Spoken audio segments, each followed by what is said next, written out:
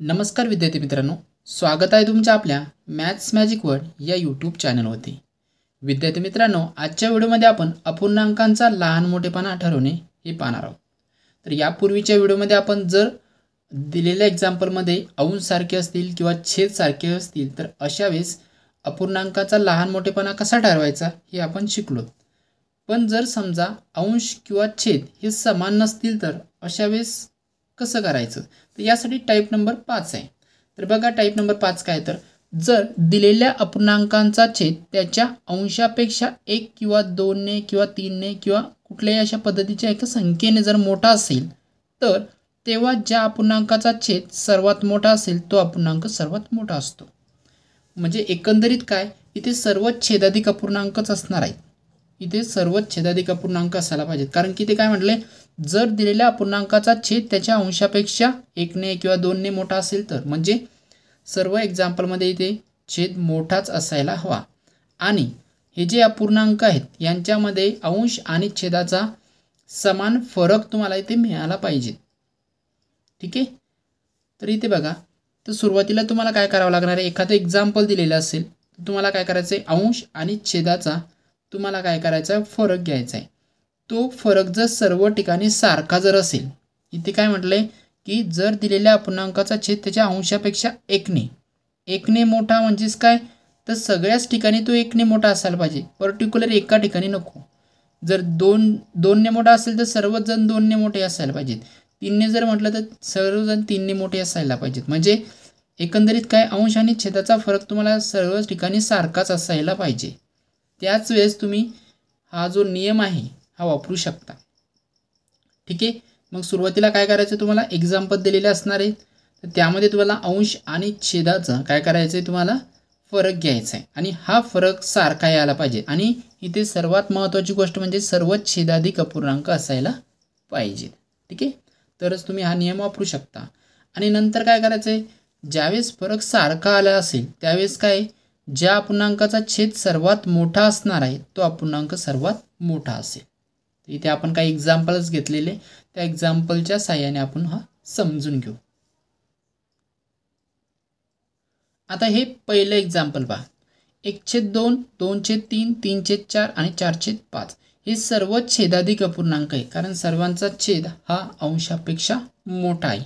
तर इथे सुरुवातीला तुम्हाला काय करायचं आहे, अंश आणि छेदाचा फरक घ्यायचा आहे. 1 आणि 2चा फरक किती मिळणार तुम्हाला, तो मिळतो 1. 2 आणि 3चा फरक सुद्धा तुम्हाला 1च मिळतो. 3 आणि 4चा फरक हा सुद्धा 1च मिळतो. 4 आणि 5 यांचा फरक सुद्धा 1च मिळतो. तर एकंदरीत काय, सर्व ठिकाणी तुम्हाला फरक सारखाच मिळतोय. म्हणजे तुम्ही जो वरचा जो नियम आपण सांगितलाय तो नियम तुम्ही इथे वापरू शकता.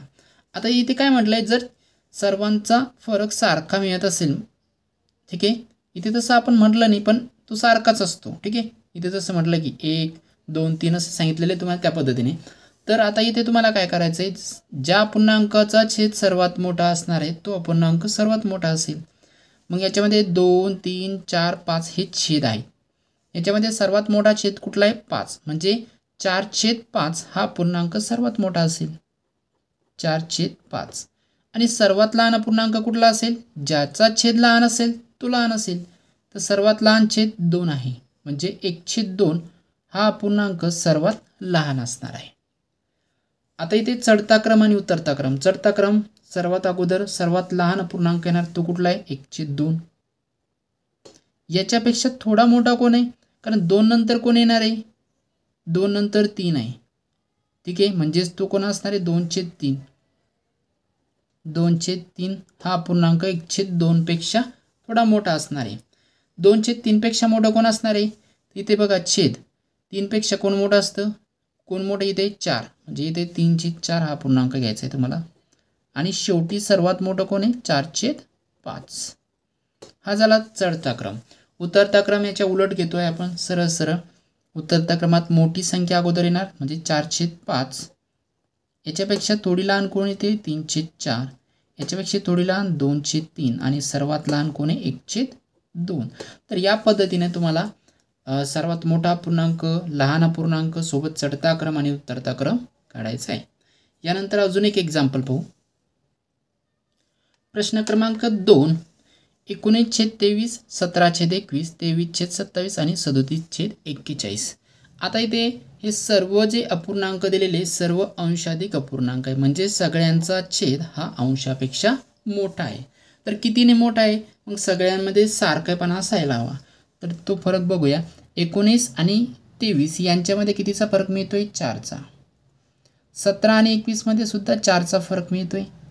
23 आणि 27 यांच्यामध्ये सुद्धा 4चा फरक आहे. आणि शेवटी 37 आणि 41 यांच्यामध्ये सुद्धा 4चा फरक आहे.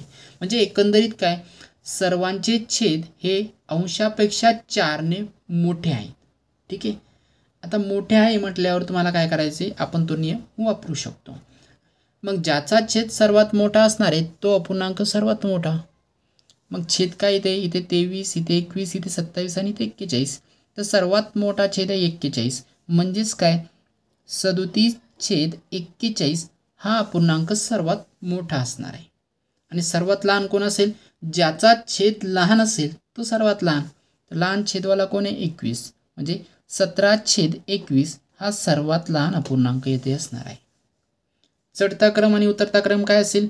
चढत्या क्रमात सर्वात अगोदर सर्वात लहान संख्या येते. सर्वात लहान अपूर्णांक कुठला आहे? 17/21. याच्यापेक्षा थोडं मोठं कोण असणार आहे? 21 पेक्षा कोण मोठं दिसते इथे? इथे 23 आहे. म्हणजे 19/23 हा अपूर्णांक मोठा असेल. 19/23 पेक्षा कोण मोठं येणार आहे? 23 पेक्षा कोण मोठं येतं? इथे 27 आहे. तो किती? 23/27. आणि शेवटी एकच राहतो, सर्वात मोठा कोण आहे मग? 37/41. तर हा झाला चढता क्रम. आणि उतरता क्रम तर सरळ सरळ याच्या उलट घ्यायचे तुम्हाला. तर मोठी संख्या अगोदर येणार आहे, म्हणजे 37/41. त्याच्यापेक्षा लहान कोण असेल? 23/27.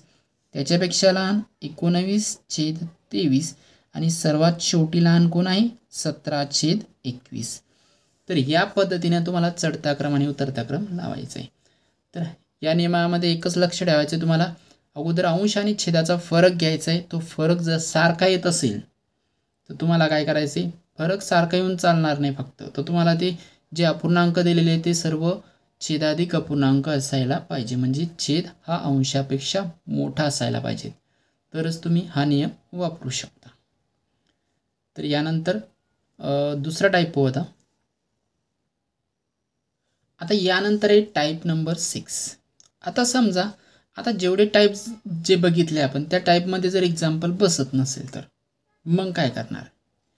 आता बघा, ज्यावेळेस अंश आणि छेदामधील फरक सारखा नसेल तेव्हा अपूर्णांकांचा लहान मोठेपणा ठरवणे हे आपण इथे पाहणार आहोत. आणि इथे पण सर्व छेदाधिक अपूर्णांकच असणार आहेत. म्हणजे बघा, अंश सारखा नसेल किंवा छेद सारखा नसेल, एवढं करून सुद्धा अंश आणि छेदाचा फरक सुद्धा सारखा नसेल, मग अशा वेळेस हा टाईप तुम्हाला इथे वापरावा लागणार आहे. पण तो फक्त छेदाधिक अपूर्णांकासाठी. छेदाधिक अपूर्णांक म्हणजे छेद मोठा अंशापेक्षा. ठीक आहे. आता इथे सर्व इथे एक एक्झाम्पल दिलेले 7/9, 11/15 आणि 13/17 आणि 19/21 हे सर्व छेदाधिक अपूर्णांक आहेत. मग आता याला सोडवणार कसं? तर यामध्ये काय करायचं आहे तुम्हाला? सुरुवातीला अंश आणि छेदाचा फरक घ्यायचा. ठीक आहे. पहिली कंडिशन काय की तुम्हाला फरक घ्यायचा आहे. 2 नंबरला काय करायचं तुम्हाला? तो जो फरक मिळतोय त्याचा तुम्हाला काय करायचं आहे? लसावी घ्यायचा आहे. लसावी म्हणजेच काय? लसावी म्हणजे अशी संख्या, अशी लहानात लहान संख्या ज्या संख्येला दिलेल्या सर्व संख्येने निशेष भाग जातो. जर तुम्हाला लसावी काढता येत नसेल तर लसावी कसा काढायचा यावरती सुद्धा आपण व्हिडिओ बनवलेला आहे. लसावी मसावीची प्लेलिस्ट आहे, त्याच्यामध्ये जाऊन तुम्ही तो व्हिडिओ बघू शकता. ठीक आहे. आता इथे बघा, तर तुम्ही लसावी काढला समजा, मग काय करायचं आहे? तो जो लसावी तुम्हाला मिळतोय आणि जो फरक मिळालेला आहे तर फरकाने लसावीला भागायचं आहे. लसावीला भागल्यानंतर जे काही उत्तर तुम्हाला मिळणार आहे ते जिथे जिथे मिळाले ते त्या अंशाला तेथील अंशाला तुम्हाला मल्टिप्लाय करायचं, म्हणजे त्याच्यासोबत गुणाकार करायचा आहे. आणि ज्याचा गुणाकार मोठा असेल, ठीक आहे, ज्याचा गुणाकार मोठा असेल तो अपूर्णांक सर्वात मोठा असेल. तर अशा पद्धतीने आपल्याला सर्वात मोठा आणि सर्वात लहान अपूर्णांक शोधायचा आहे. तर पाहूया पहिले एक्झाम्पल. तर हे आहे पहिलं एक्झाम्पल.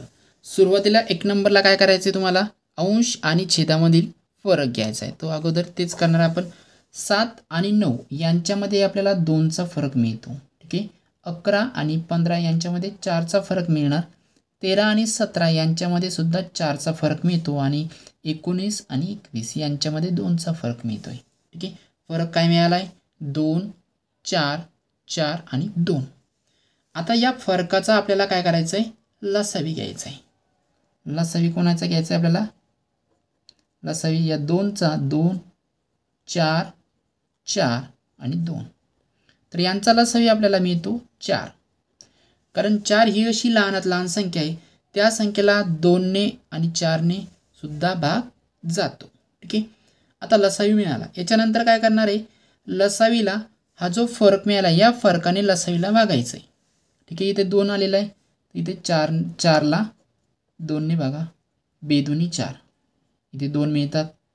इकडे या, इथे हा लसावीला फरकाने जर भागलं तर इथे किती मिळणार आहे, 1. नंतर परत लसावीला इथे 4 आहेत, फरक 4 आलेला आहे, 4ने जर भागलं तर 1 मिळेल. इथे फरक 2 आहे, लसावी 4 आहे आणि 4ला 2ने जर भागलं तर 2 मिळतात. ठीक आहे. तर इथे 2 मिळाले, इथे 1, इथे 1, इथे 2. आता या संख्येने काय करायचं आहे, अंशाला गुणायचं आहे. इथे अंश किती आहे, 7. 7 गुणिला 2 करा, 7 गुणिला 2 किती होतात, 7 दुनी 14. इथे 1च मिळालं आहे तुम्हाला, 11 गुणिला 1 करा, हे होतात 11. इथे पण 1च मिळाला आहे, म्हणजे 13 गुणिला 1, 13. इथे 2 म्हणजे 19 गुणिला 2, 38. ठीक आहे. तर इथे मिळाले 14, इथे 11 आणि इथे 13 आणि शेवटी किती, 38. मग सगळ्यात मोठी संख्या कुठली आहे, 38 ही संख्या मोठी आहे. म्हणजे सर्वात मोठा पूर्णांक कुठला असणार आहे मग, 19/21. 19/21 हा सर्वात मोठा पूर्णांक. आणि सर्वात लहान कुठला आहे, सर्वात लहान गुणाकार इथे मिळतोय, तर तो काय, तो 11/15 आहे. सर्वात लहान पूर्णांक 11/15. चढता क्रम घ्या. आता चढत्या क्रमामध्ये सर्वात लहान पूर्णांक कुठला आहे, 11/15 घ्या. याच्यापेक्षा थोडं मोठं कोण असणार आहे, 11पेक्षा मोठं कोण येतं आहे, 13. इथे 13वाला अपूर्णांक कोण आहे, 13/17. 13/17. 13पेक्षा मोठं कोण येतं इथे, आता 11 आणि 13 संपल्यानंतर 14च आहे, तर 14चा अपूर्णांक काय, 7/9. आणि शेवटी सर्वात मोठं कोण आहे मग, 19/21. हा झाला चढता क्रम. याला उलट केलं तर आपल्याला उतरता क्रम मिळतो. इथं काय, 19/21, नंतर 7/9, नंतर 13/17 आणि सर्वात लहान कोण येतं, 11/15.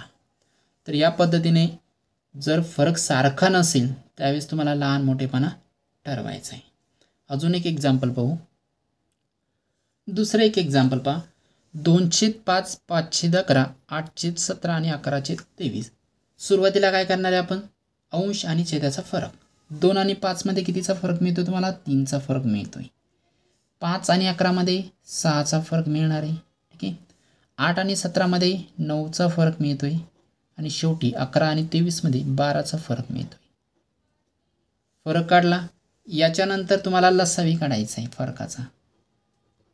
लसावी कोणाचा, 3, 6, 9 आणि 12. ठीक आहे. 3, 6, 9 आणि 12 यांचा लसावी मिळतो 36. याच्यानंतर काय करायचं आहे तुम्हाला, या लसावीला फरकाने भागायचं आहे. इथे बघा, 36/3. 36/3 केलं तर 12. इथे बघा 36/6, 6 6 36. नंतर इथे बघा 36/9, 9 चौक 36 आणि शेवटी 36/12, 12 त्रिक 36. तुम्हाला हे उत्तर मिळाले. आता काय करायचं आहे, अंशाला गुणायचं आहे. 12ने इथे गुणा, 2 गुणिला 12, 12 दुनी 24. इथे 6ने गुणायचे, 5 गुणिला 6, 5 सकम 30. इथे 8ला 4ने गुणा, 8 गुणिले 4 8 चौक 32 आणि शेवटी 11ला 3 ने 11 गुणिले 3 11 त्रिक 33. तर काय संख्या मिळाली इथे? एक मिळाली 24, एक 30, एक 32 आणि एक 33. तर जी सर्वात मोठी असेल तो अपूर्णांक सर्वात मोठा. तर 33 ही संख्या सगळ्यात मोठी आहे, म्हणजे 11/23 हा अपूर्णांक सर्वात मोठा येणार. आणि सर्वात लहान संख्या कुठली? 24. जे सर्वात लहान अपूर्णांक हा 2/5. चढत्या क्रमामध्ये सर्वात लहान अपूर्णांक अगोदर घ्यायचा आहे 2/5. ठीक आहे, 2/5. 24पेक्षा मोठं कोण येते? 30, म्हणजे 5/11 हा अपूर्णांक येणार इथे 5/11. 30पेक्षा मोठं 32. ठीक आहे, म्हणजे 8/17. आणि सर्वात मोठं कोण आहे इथे? 11/23. उत्तरचा क्रम याच्या उलटच घेतो आपण सरळ. ते काही करण्याची गरज नाही जास्त. ठीक आहे, 11/23 सर्वात मोठा अपूर्णांक. त्याच्यापेक्षा थोडा लहान कोण येतोय? 8/17. त्याच्यापेक्षा थोडा लहान 5/11 आणि सर्वात लहान कोण येते? 2/5. तर ह्या पद्धतीने जर फरक सारखा नसेल तर तुम्हाला सर्वात मोठा अपूर्णांक लहान अपूर्णांक काढायचा आहे. आता यानंतरच्या व्हिडिओमध्ये आता हे जे एक्झाम्पल बघितले आपण, हे सर्व छेदाधिक अपूर्णांकासाठी बघितले. जर अंशाधिक अपूर्णांक असेल तर त्यावेळेस लहान मोठेपणा कसा ठरवायचा ते पुढील व्हिडिओमध्ये पाहूया. आजचा व्हिडिओ आवडला असेल तर लाईक करा, सोबत शेअरसुद्धा करा. भेटूया पुढील व्हिडिओमध्ये. धन्यवाद.